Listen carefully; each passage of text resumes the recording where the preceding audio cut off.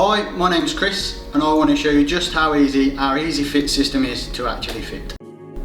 So the base has been specifically designed in this shape so that it can still be dropped through the sink from the top, but it gives the biggest possible surface area to create a nice stable fit into the sink. So to fit the base, you drop the sharp edge through the sink first, and with a small twist the rest of the base follows it straight through. You take the second rod that drops straight through the other hole, and the base itself can be fitted either way, there is no front or back. So once the base is in place, take the larger of the two supplied Allen keys and you tighten it from the top. So there's no requirement to be underneath the sink when you're fitting the tap or securing it like there would be previously.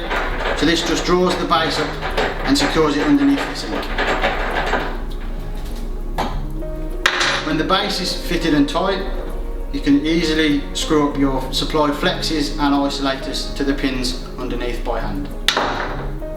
Once that's all done, if your product that you're fitting is supplied with a plinth, just drop that over the base next, and then it's time to push the tap down firmly over the base and the product is in place.